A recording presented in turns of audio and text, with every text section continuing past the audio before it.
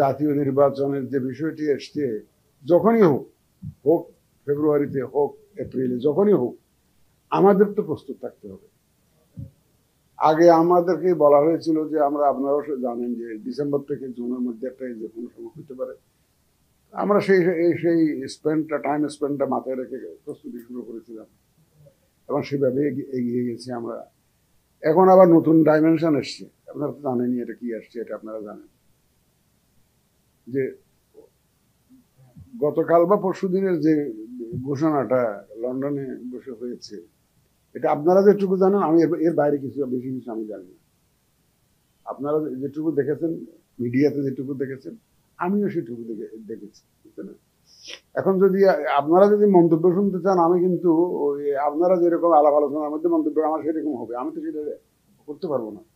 আমি ভিতরের কি আলাপ হয়েছে, শুধু ওই জয়েন্ট একটা স্টেটমেন্টের মতো দিয়েছে, এটা তো আনসাইন, আমার কাছে যেটা আসছে আনসাইন, এটা কপি আমি পেয়েছি আনসাইন।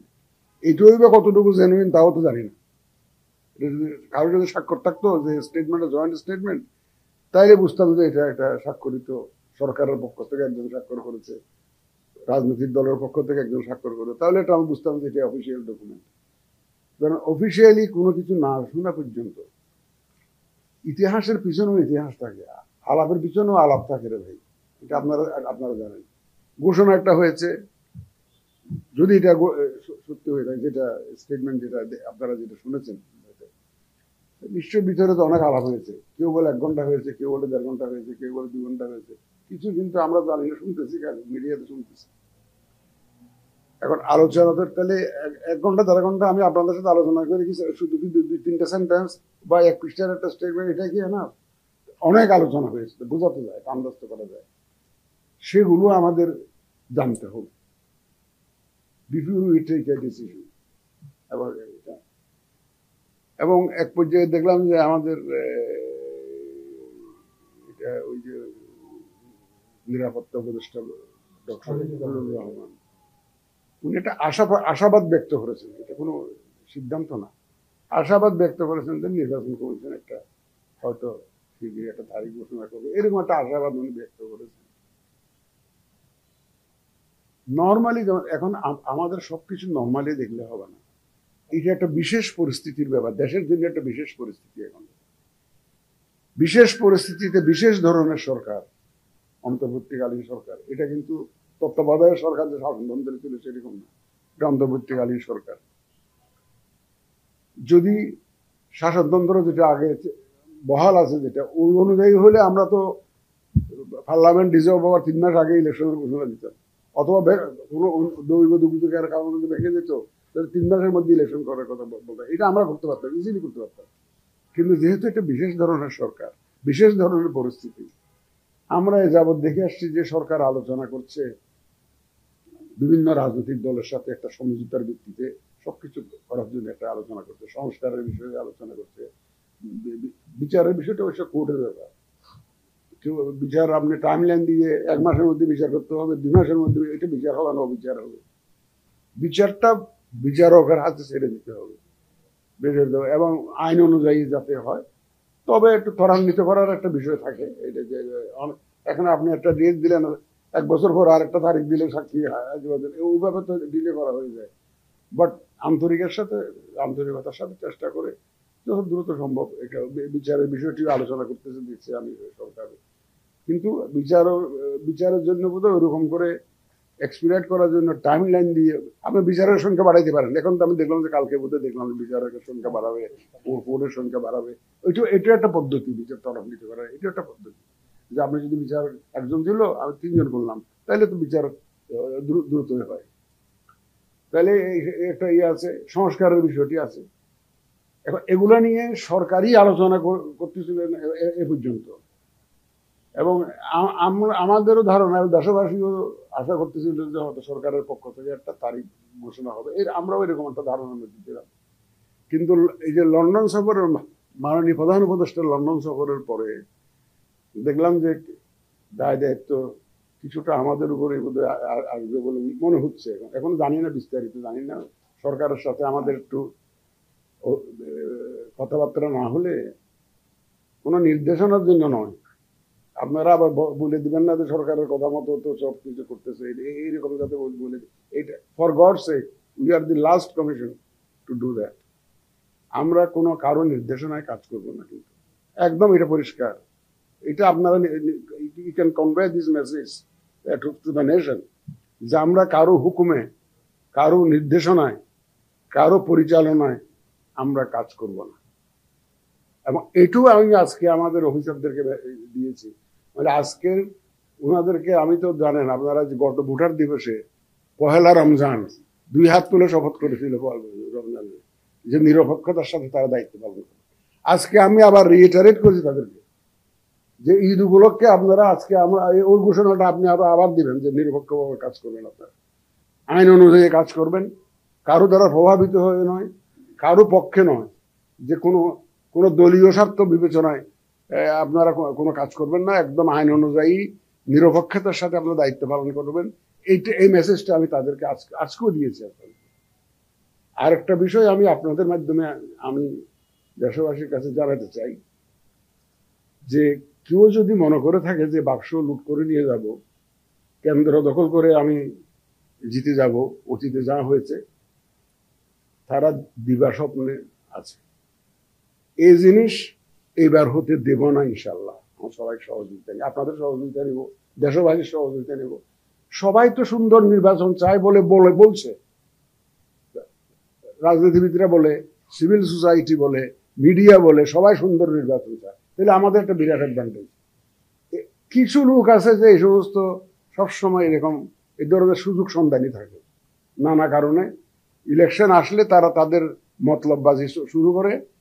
ওই দেখবেন যে পথের থেকে ভোটারকে তাড়াইয়া দেবে যাতে না আসতে পারে ভোটার কেন্দ্রে, তারপরে ভোটের বাক্স লুট করে নিয়ে যাবে, জোর করে ভোটের বাক্স ভর্তি করে দিবে। সেই সুযোগ এইবার পাবে না, এটুকু আই ক্যান এশিওর ইউ যে ইনশাল্লাহ এই দেশবাসীকে সাথে নিয়ে, এবং এইবার আমরা সেই সুযোগ দেব না। এই মেসেজটা আপনারা একটু ক্লিয়ারলি দিয়ে দেন, কারণ অনেকে হয়তো আশা করে বসে থাকবেন যে আমার তো অসুবিধা নাই, ওই কেন্দ্র 10টা তো আমি দখল করে জিতে যাব। তাদের ঘুম ভাঙানো উচিত, তারা দিবা স্বপ্নে আছে।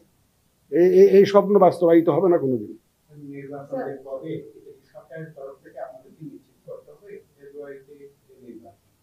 এটা আমি এখনো আমার কাছে পরিষ্কার নয়। নর্মালি আমাদের যে আরপিওটা দেখতেছেন, এটা আমাদের বাইবেল, পার্লামেন্ট ইলেকশনের বাইবেল। এখানে 11 ধারায় বলা আছে যে আমরা 11 ধারা RPO, representation of people's order 1972, 11 ধারা পড়ে দেখেন। এখানে পরিষ্কার করে বলা আছে নির্বাচন কমিশন গ্যাজেটের মাধ্যমে নির্বাচনের তারিখ ঘোষণা করবে, নমিনেশন কবে ফাইল করবে, কবে উইথড্র করবে, কবে স্ক্রুটিনি হবে, এগুলো সব গ্যাজেটের মাধ্যমে প্রকাশ করার একটা বিধান আছে। 6 মাস 8 মাস আগে অমুক তারিখে নির্বাচন হবে এটা বলার বিধান তো এখানে নাই। না শুনেন, আমি বলছি এখানে যেটা বলা আছে সেটা বলছি। এখানে গ্যাজেটের মাধ্যমে আমার শিডিউলটা ঘোষণা করার দায়িত্বটা এখানে দেওয়া আছে। কিন্তু আমাদেরকে বুঝতে হবে পরিস্থিতিটা বিশেষ পরিস্থিতি, না লেগে এত পার্টির সাথে আলোচনা করে কি প্রধান উপদেষ্টা এতদিন ধরে আলোচনা করতে এমনি করতেছে? এটা একটা বিশেষ পরিস্থিতি থেকে সবাইকে নিয়ে উনি ইলেকশনটা করতে যাচ্ছেন, সবাইকে নিয়ে উনি সবাইকে অনবোর্ড করে ইলেকশনটা করতে যাচ্ছেন, যাতে একটা সুন্দর নির্বাচন, উনি বললেন একটা ঐতিহাসিক নির্বাচন দিতে চান করে বারবার করে ঘোষণা করছেন। তবে আমি এটা উনি যখন এটা বলেন না আমি খুব খুশি হই। কেন জানেন? যে তার মানে আমাদের উপরে ওনার আস্থা আছে। কারণ উনি তো ইলেকশন একা করবেন না, উনি ইলেকশন কমিশনের মাধ্যমেই করবেন। ইলেকশন কমিশনের মাধ্যমে যদি উনি যদি এই ধরনের ঘোষণা দেশে বিদেশে, জাপান গিয়েছেন ওখানে বলেছেন, চায়না গিয়েছেন ওখানে বলেছেন, লন্ডন গিয়েছেন ওখানে বলেছেন যে আমি একটা সুন্দর ঐতিহাসিক নির্বাচন এবার জাতিকে উপহার দিতে চাই, তাহলে উনি ওই নির্বাচনটা কি করবে? আমরাই তো করবো। আমরা এখন আমাদের প্রস্তুতি নিয়ে ভাবতেছি, যখনই হয় যাতে আমরা ইলেকশনটা ডেলিভার করতে পারি। আমরা আমাদের এখনো চিন্তা রাইট নাও টিল টুডে, এই আপনাদের সাথে যখন আমি কথা বলছি তখনও আমার চিন্তা যে আমার এই যে এখানে লেখা আছে নোট করে একদিন দেখেন কোনটা আমাদের প্রস্তুতির জন্য কি করতে হবে, আমার এই যে আমি নোট করে নিয়েছি। এই যে আমি এখন আমার প্রস্তুতির বাইরে কিছু চিন্তা করছি না, যখন সরকারের সাথে কথা হবে যে ওনারা কি আলোচনা করেছেন, আমরা তো নিশ্চয়ই একটা ওনাদের ভাব বুঝতে পারবো, বুঝে তখন একটা তারিখ যখন যায় সেটা করবো। এখন আমাদের চিন্তা ভাবনা, ধ্যান ধারণা, শয়নে স্বপনে নিজেদের প্রস্তুতি, ইলেকশনের প্রস্তুতি। আমরা চেষ্টা করব, আমাদের চেষ্টা থাকবে ইয়াঙ্গার জেনারেশন যারা 18 বছর হয়ে যাবে, ভোটের দিন যারা হবে তাদেরকে তো পারবো না, এটা বলে তো লাভ নেই। আমার তো ভোটার লিস্ট যেদিন আমরা শিডিউল ঘোষণা করব সেদিন আমার কাছে ভোটার তালিকা রেডি থাকতে হবে, এটাই হচ্ছে আইন নিয়ম। আমি মনে করেন যেদিন আমি যে তারিখে শিডিউল ঘোষণা করব, শিডিউলটা ঘোষণা করা হয় নর্মালি ভোটের 2 মাস আগে, যদি ইলেকশন ডেট হয় তার মাস 2 আগে, 55 দিন হয়, 60 দিন লাগে বিভিন্ন প্রক্রিয়াতে। যখন আমরা শিডিউল ঘোষণা করব তখন আমার কাছে ভোটার তালিকাটা রেডি থাকতে হবে, বুঝছেন না? তো আমরা দরকার হলে ভোটার রেজিস্ট্রেশন আইনে কিছুটা পরিবর্তনের কথা চিন্তা করছি, two include the younger generation, যা ওই সময় যারা 18 বছর হয়ে যাবে তাদের। কারণ আমার এখন ভোটার 26-এ গেলেই 2 তারিখে তো একটা ড্রাফট ভোটার লিস্ট ডিউ হবে, তাই না? এই লোকগুলাকে যদি আনতে হয় তাহলে তো আবার আইন কানুন অনেক চেঞ্জের ব্যাপার আছে। যথাসম্ভব সবাইকে 100% আনতে পারবো এটা এই ওয়াদা করতে পারবো না, কারণ আমি 2 মাস আগে যখন শিডিউল ঘোষণা করবো তাহলে তখন যদি ভোটার তালিকা যারা 18 বছর হয়ে যাবে তাদের না নিতে পারবো, এর আগে তো পারতেছি না, বুঝলেন না? তো আমরা যথাসম্ভব চেষ্টা করবো ইয়াঙ্গার জেনারেশনকে যাতে ইনক্লুড করা যায়। আমরা কিছু ভোটার আইনে হালনাগাদ তো অটোমেটিক চলতেছে, এইটা তো একটা ধরেন আমরা যেটা এখন সংশোধন করার জন্য ঘরে ঘরে গেলাম না, বাড়ি বাড়ি গেলাম, তো এটা তো এই কাজটা তো হয়ে গেল। তারপরেও অটোমেটিক্যালি তো আমাদের অনলাইনে চলছে হালনাগাদ, তো এটা কন্টিনিউয়াস প্রসেস। এটা ইলেকশন হলেও চলবে, না হলেও চলবে।